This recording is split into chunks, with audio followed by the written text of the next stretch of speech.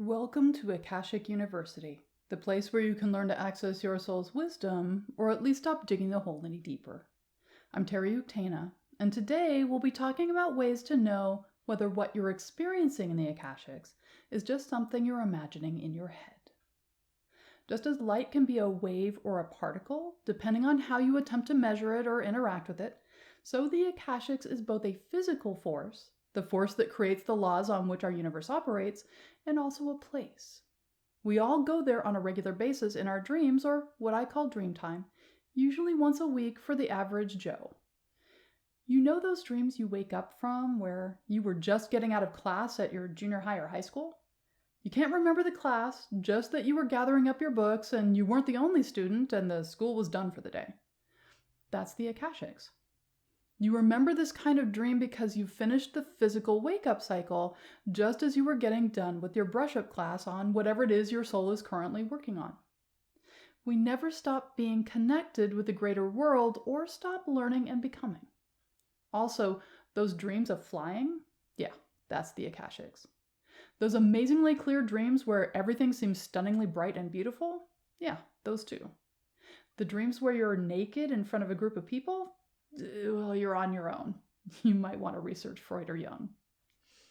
The Akashics can seem like a malleable place because due to our interconnected nature as souls and the fact that we communicate telepathically, thought forms take physical shape and we're therefore able to interact in that environment in somewhat of an Alice in Wonderland way.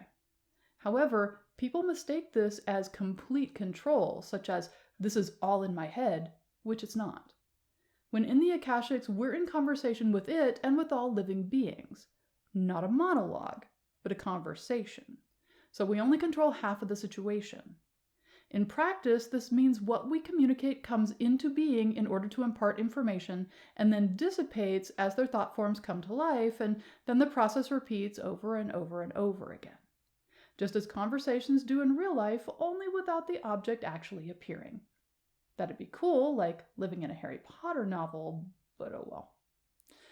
The Akashics is a place, and as I demonstrate for my students, the structures there stay in place and in shape regardless of our thoughts or how many people visit them.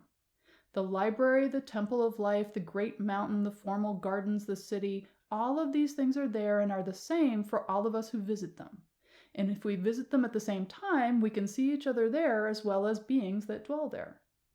The Akashics hold more wisdom and experience than any one being can comprehend, and it's all available to us if we wish to access it. There are ways to determine if what you're seeing is just a fantasy you're making up, and here's an easy example.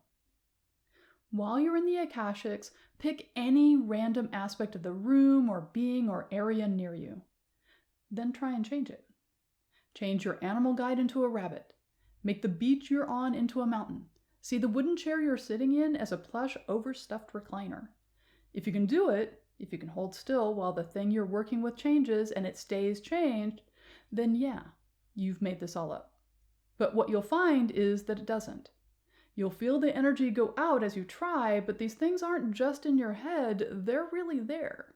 They have agency. They have their own suchness, and as much as they'll alter of their own free will in order to communicate with you who and what they are and what they need you to know, they won't allow a forced change based on your say-so, any more than you can change what your boss is wearing by staring at them hard enough. So when in doubt, think it out. Try changing something in the Akashics, not by asking the object to change, because if this is all in your head, the object isn't something which can actually respond, but by making the object into something different.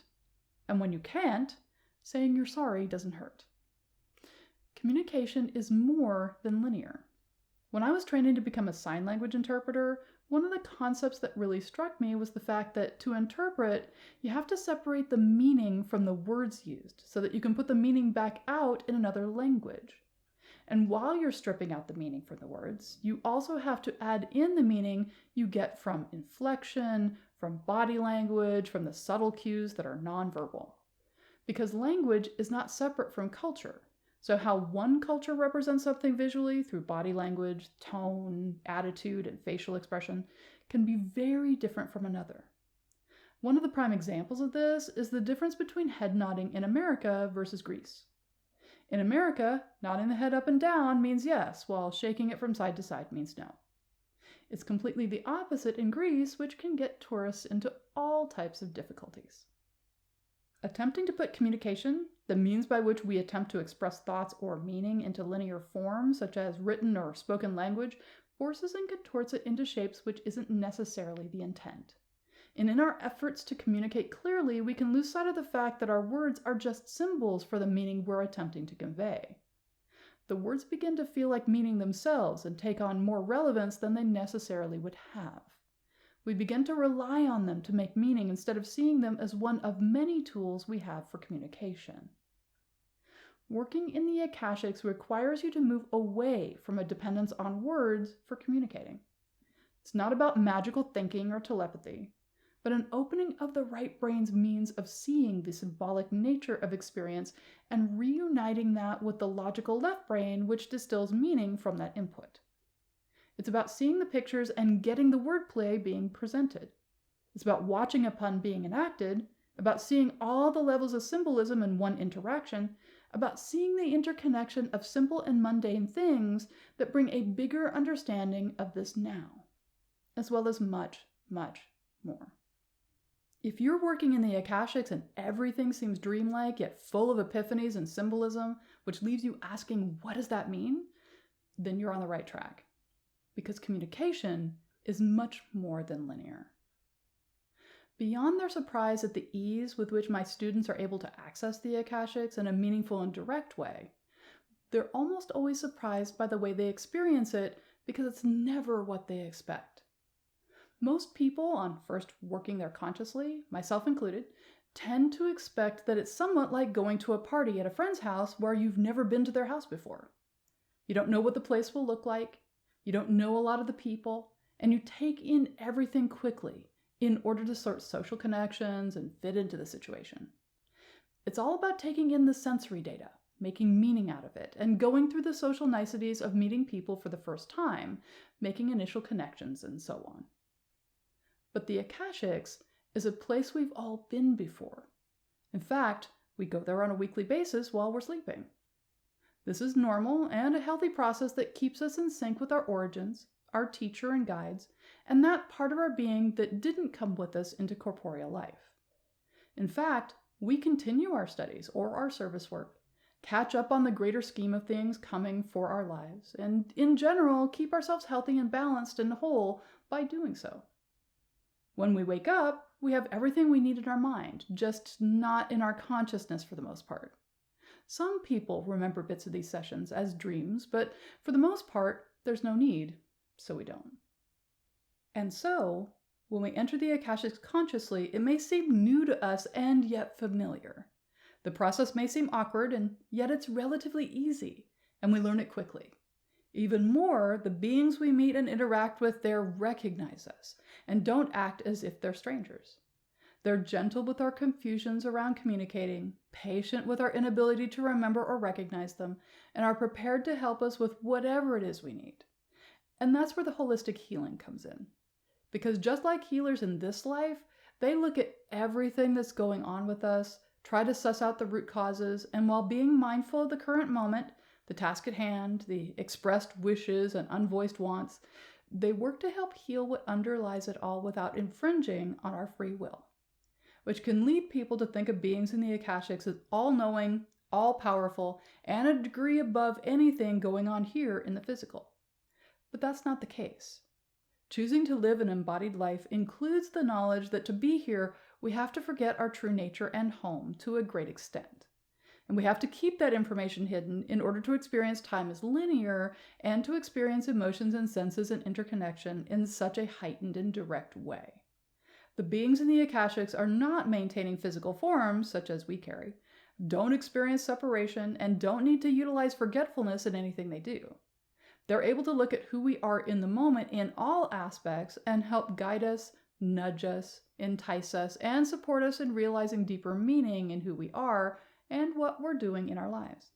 They can shine a bright light on what is most efficacious for us to know, which may seem to have no relevance to our lives in the moment, but paying attention to it Letting go of expectations and following where their insights lead can bring a depth of healing we never imagined. Now, a client came to me with a question about something a psychic had told them. They said the information came from the Akashics, and so it must be true. But it didn't seem true, didn't match the reality of the situation, and just plain old didn't make sense. So they wanted to know what I thought about it. The first thing I pointed out is that saying information comes from the Akashics is like saying that fish come from the Pacific Ocean. So what? What kind of fish? Where in the Pacific Ocean? It's a pretty big place and amazingly varied in all kinds of ways like temperature, environment, ecosystems, coastline, depth. You get my drift. Most psychic information either comes from the Akashic or comes from a being that is currently working in the Akashics. That means next to nothing, and certainly doesn't make the information true or relevant. And if it came from a being in the Akashics, it's their interpretation given to someone who then interpreted it for you. The spiritual telephone game, as it were. Beings in the Akashics are no more or less likely to be wise or knowledgeable about the question than anyone here. They're less likely to be spiteful or mean, which is saying something, but that's not necessarily helpful if the information they give you doesn't answer the question. Most beings over there are well-meaning and will seek to help to the best of their ability, but who they are, what they know, and what their skills are is something the psychic should be knowledgeable about, or at least aware of, so they can proceed accordingly. So the issue isn't, did this information come from the Akashics, but what is the source of this information in the Akashics, and how did the psychic access it? The answers to these questions resolve a couple of things for the client. It gives them an idea how accurate the information will be, how many steps removed it is from source data, and that kind of thing. And it also gives them knowledge about the psychic or reader that they're working with. So then you have the issue of the Akashics, the blind man, and the elephant. Descriptions of the Akashics suffer from the blind man and the elephant syndrome. The Akashics is a place, but it's an amazingly vast place, full of a great deal more than most people have ever or will ever experience. And most people's ability to experience it varies depending on the techniques they use and their skill set. Add to this the fact that many who are reporting their experiences have not had the experience directly at all. They're reporting descriptions given to them through channeling. And still others are reporting their experience as if it were the truth for all instead of one experience geared towards communication based on their needs and wants and expressed questions. All of which is to say that no one person's description or explanation of the Akashics is definitive. It's just one piece of a much greater whole. I see this even working with my students through guided meditation. I take my students to the Temple of Life in the Akashics. They're directed there through a very particular path and should arrive in one particular area. That's the theory anyway. However, the point of the meditation is self as well as Akashic exploration, and so I leave things open-ended enough that the person can explore and experience whatever they need at the time. And the results are always fascinating. The Temple of Life is a vast space with many different structures in it, including cavern ceremony spaces, outdoor courtyards, rooms to interact with various spectrums of light, the effects of harmonics, the nature of symbolic life forms, and all other facets of living beings. Students have arrived at all of these spots instead of the central area and have been drawn to explore. And each student initially confuses where they have been as some other temple, or as having done something uncomfortably different from what the meditation directed. But it's just a matter of the blind man and the elephant. They're exactly where they needed to be, just in an area that better fitted them than the one I described in the meditation. As they spend more time there exploring, they come to realize how vast the temple is, and that it could take several lifetimes to explore it all. So when I read other people's descriptions of the Akashics and they seem very different from what I've experienced and what my network of peers has discussed, I don't see them as a contradiction. I see them as one more person adding information to the mix. It's when they see their experiences and the meaning they ascribe to them as definitive that I shake my head. Because if you aren't able to work in collaboration with all the others, how will you ever learn about the rest of the elephant? Thank you for the privilege of your time today. If you're interested in knowing more, check out my website, akashicreading.com. And if you enjoyed this video, please like, share, and subscribe, as it goes a great way to supporting the channel. You can also support my work by subscribing on Patreon. Link is in the description below. Thanks.